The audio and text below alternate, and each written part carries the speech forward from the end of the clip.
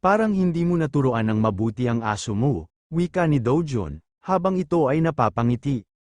Dahil sa sinabi ni Dojon, hindi na alam ng direktor kung ano na ang mangyayari, nahimatay na lang ito sa sobrang takot sa kung ano ang nangyayari. Hinawakan naman agad ni assistant si Jung Yang-chul para hindi ito matamba, dahil sa pagkahimatay. Napatingin naman bigla ng masama si Ryu Janyol kay Dojon, at napasabi, isang aso. Dagdag pa nito, habang galit na dinuduro si Dojon, gusto mo bang mamatay sa asong sinasabi mo? Napangisi naman si Dojon, at napatanong, makakaya mo kaya? Pinakawalan ni Dojon ang kanyang enerhiya sa harapan ni Ryu Janyol. Nabigla naman si Ryu Janyol dahil hindi niya inaasahan na sobrang lakas pala ng enerhiya na nilalabas ni Dojon. Napapasabi na lang si Ryu Janyol sa kanyang isipan, ano itong nararamdaman ko? Bakit hindi ako makagalaw? Nagulat at nabigla naman sila Lee Gang-hyun at Mong Ae-gyong sa kanilang nasaksihan. Sila ay napasigaw sa pangalan ni Ryu Janyol at nag-aalala kung ano ang nangyayari. Lalong nilabas ni Dojon ang kanyang enerhiya patungo kay Ryu Janyol. Napaluhod na lang si Ryu Janyol sa lakas ng enerhiyang pinapakawala ni Dojon. Napapatingin na lang ng seryoso si Dojon sa nakaluhod na si Ryu Janyol. Hirap naman si Ryu Janyol sa paggalaw dahil sa enerhiya na nilalabas ni Dojon patungo sa kanya. Habang ito ay nahihirapang huminga dahil sa lakas ng pressure ng enerhiya patungo sa kanya, ito ay napasabi, pakiusap, huwag mo akong patayin. Kasalanan ko ang lahat, napasabi naman si Dojon kay Ryu Janyol habang seryosong-seryoso nakatingin, tandaan mo, isang beses lang kitang pagbibigyan. Walang pangalawang pagkakataon, dahan-dahan inalis ni Dojon ang enerhiya sa kanyang buong katawan. Nang tuluyan ang nawala ang enerhiya sa paligid ni Dojon. Biglang napaubo ng ilang beses si Ryu Janyol dahil sa ginawang pag-pressure ni Dojon ng enerhiya sa kanya. Bigla naman nilapitan ni Mong Ae-gyong si Ryu Janyol at tanungin kung okay lang ito. Si Jung Yang-chul at assistant naman ay gumaan ang pakiramdam dahil sa hindi pagpatay ni Dojon kay Ryu Janyol, kahit na sa pagbabanta ni Ryu Janyol kay Dojon. Habang si Dojon naman ay umupo sa upuan na parang walang nangyari. Gulat naman ang number 1 hunter sa buong mundo, na si Lee Gang-hyun sa kanyang nakita, napapatanong na lang ito sa kanyang isipan, ano yun? Napaluhod niya si Janyol gamit lang ang enerhiya niya? Dagdag pa ni Lee Gang-hyun, habang napapatingin kay Dojon, siya ay isang halimaw. Bigla namang napatingin si Dojon kay Jung Yang-chul, at napatanong, pwede ko na bang malaman, kung bakit mo ako pinapanta dito? Napasabi naman si Jung Yang-chul kay Dojon, ako ay magiging prangka. Pakiusap pwede ka bang sumali sa Central Universe Assault Team? Napabuntong hininga naman si Dojon, at napasabi, ayoko nga. Nalungkot naman si assistant at Jung Yang-chul sa pagtanggi ni Dojon sa kanyang inaalok. Dagdag pa ni Jung Yang-chul, habang may kinukuha sa kanyang uniform, ganun ba?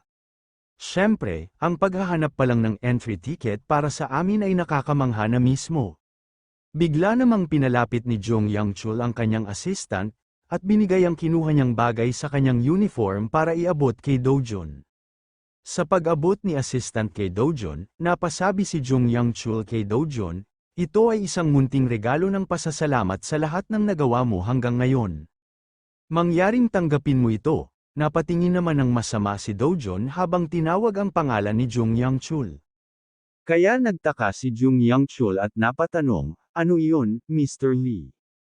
Napabuntong hininga si Dojon at napataas ng kilay, habang napasabi, kung ang isang pampublikong opisyal ay tumatanggap ng suhol, sila ay tinatanggal.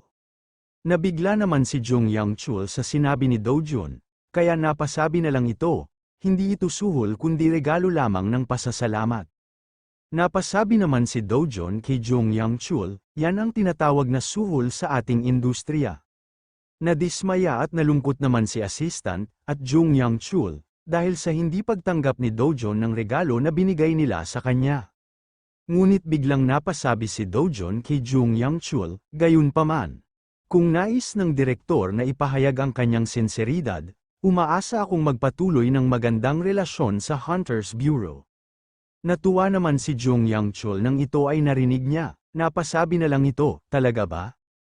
Kahit ano ay ayos lang, dagdag pa ni Do-jun habang seryosong-seryoso sa kanyang mga mata, kahit anong pabor ang hilingin ko mula ngayon, oo lang ang iyong sasabihin. Nagulat at nabigla naman ang tatlo sa kondisyong hinihingi ni Do-jun, kapalit ng magandang relasyon sa kanya. Habang si Ryu Janyol naman ay nakaupo, at nahihiya sa ginawa nito kay Do-jun kanina. Bigla naman napasabi si Lee Gang-hyun sa kanyang isipan nang ito ay narinig niya, parang sinabi niya na rin, na siya ang magiging boss ng Hunter Bureau. Sumang-ayon naman agad si Jung Yang-chul sa hinihinging kondisyon ni Do-jun sa kanya. Kaya dahil doon nabigla si Lee Gang-hyun at Mong Ae-gyong sa biglang pagsang-ayon ni Jung Yang-chul. Bigla namang napatanong si Jung Yang-chul kay Do-jun, gayunpaman. Maaari ba akong humingi sa iyo ng isang bagay? Napatingin naman si Do-jun at napatanong, ano yun? Napasabi naman ng seryoso si Jung Yang-chul kay Do-jun, kahit ngayon, hindi mabilang na mga hunters ang nawawalan ng buhay sa loob ng portal. Ang Central Universe ay kilala na nasa ibang antas, pagdating sa kahirapan nito, kumpara sa normal na portal. Dagdag pa ni Jung Yang-chul, maaari mo bang gawin ito, upang ang mga hunters ay hindi mamatay sa loob ng Central Universe? Napatango naman si Do-jun kay Jung Yang-chul at napasabi, gagawin ko ang aking makakaya. Natuwa naman si Jung Yang-chul sa pagsang-ayon ni Do-jun sa kanya. Habang ito ay natutuwa, ito ay napasabi, kung gayon ay tutuparan ko ang aking pangako. Tumayo naman bigla si Do-jun sa kanyang inuupuan, at napasabi, kung gayon ay ipagpapatuloy natin ang ating pag-uusap mamaya. Dahil kailangan kong bumalik upang ipagpatuloy ang aking pagsasanay.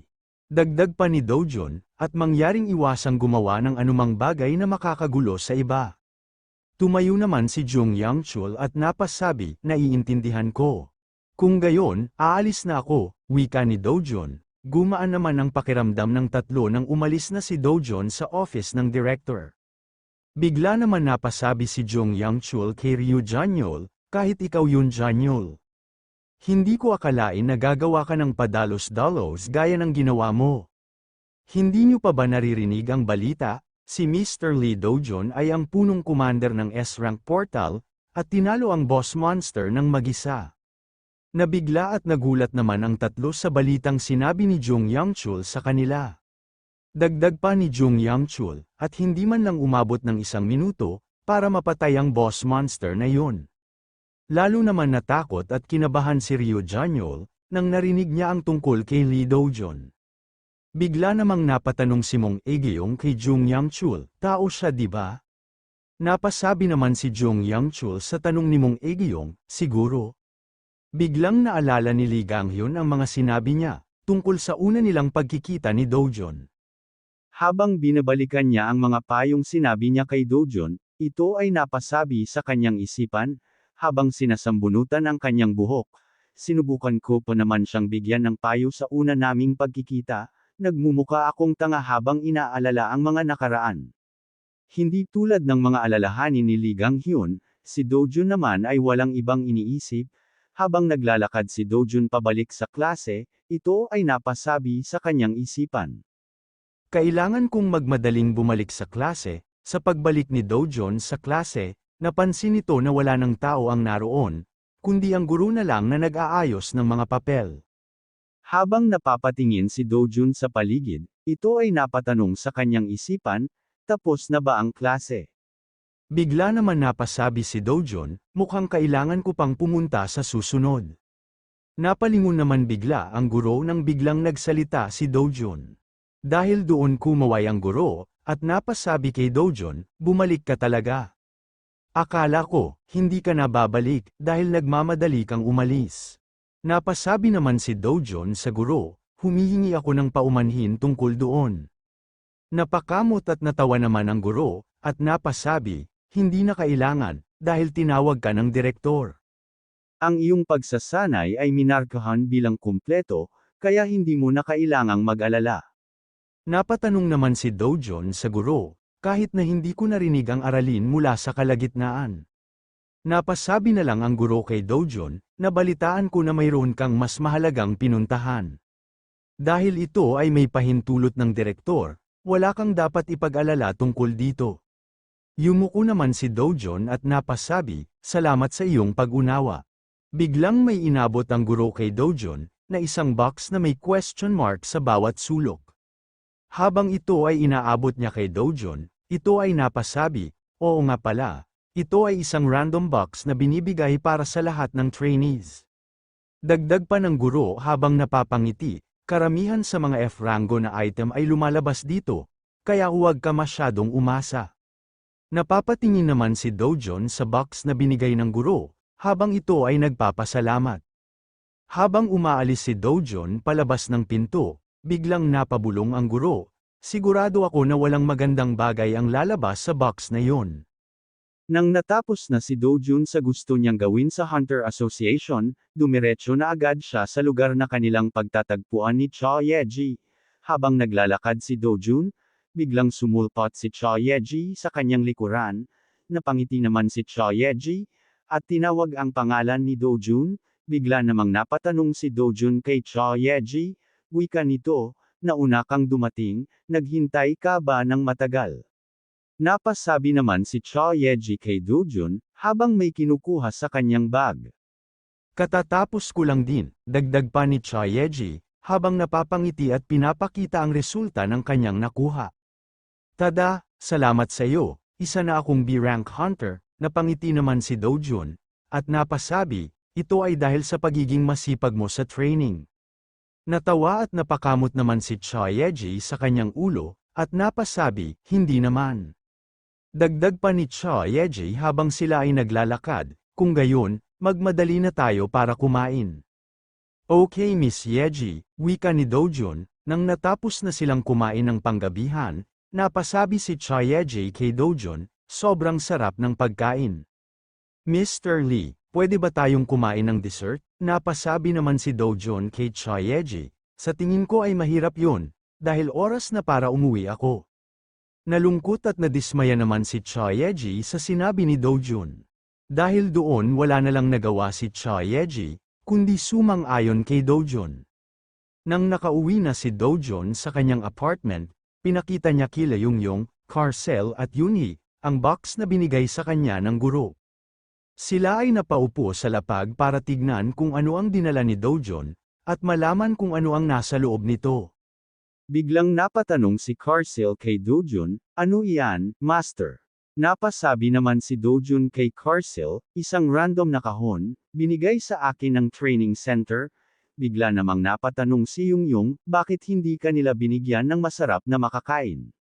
Napatingin naman si Dojun sa kanyang anak, at napatanong, Yunhee, gusto mo bang subukang buksan?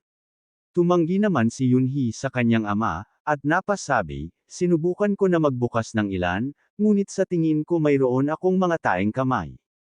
Dahil walang lumalabas kundi mga F-rank, napatingin naman si Yungyong kay Yunhee at napasabi, taeng kamay. Bigla namang natawa si Yungyong, at napasabi kay Yunhee, may kamay siyang tae. Sobrang dumi, napasigaw naman si Yunhee, at napasabi kay Yungyong, alam mong hindi yun ang ibig sabihin nun. Gayunpaman hindi ito pinakinggan ni Yungyong, napasabi lang ito, sabi ni Yunhee may dumi daw siyang kamay. Nagalit naman si Yunhee sa pang-aasar ni Yungyong sa kanya, kaya hinabol niya ito. Napangiti na lang si Dojun habang napapatingin sa dalawa. Gayunpaman napasabi si Dojun, kung gayon ako na lang ang magbubukas nito. Sa pagbukas ni Dojun ng random box, may pulang liwanag ang pumalibot dito. Namamangha naman si Carcel, habang tinitignan ang pagbukas ni Dojun ng random box. Nang nahuli na ni Yunhee si Yungyong, ito ay binatukan niya, at kinarga niya palapit sa kanyang ama. Habang ito ay lumalapit, ito ay napasabi, narinig ko ang isang dilaw na ilaw, ay dapat kailangang mag-flash. Gaya ng inaasahan, isang F-rank item, sumang-ayon naman si Dojun sa kanyang anak. Biglang nagtaka si Dojun, dahil parang nagbabago ng kulay ang random box na kanyang hinahawakan. Biglang lumiwanag ng sobrang lakas, na halos ang kanilang paligid ay napapalibutan ng liwanag, Nagulat at nagtataka namang sabi ni Yunhee. Wala pa akong naririnig na pwedeng magbago ang kulay ng random box. Dagdag pa ni Yunhee, habang napapatakip ng mata, dahil sa liwanag ng random box, ito ay isang lilang liwanag, napatanong naman si Dojun sa kanyang anak, ito ba ay maganda? Napasabi naman si Yunhee sa kanyang ama. Sabi nila ang asul na ilaw ay mapapabago na ang buhay mo. Ngunit ang lilang liwanag na lumilitaw mula sa isang random na kahon, ay sapat na para may broadcast sa 9:00 balita. Napapasigaw naman si Yungyung dahil sa sobrang liwanag na nagmumula sa random box. Napatanong naman si Dojun sa kanyang anak, talaga ba? Napasabi naman si Yunhee sa kanyang ama, hindi ka ba masyadong kalmado ngayon? Sa tingin mo, mukhang maganda, wika ni Dojun, habang sila Karsil, Yungyung, at Yunhee ay nasisilawan sa sobrang liwanag. Si Dojun naman ay nakatitig sa random box, at hindi man lang naapektuhan sa malakas na liwanag.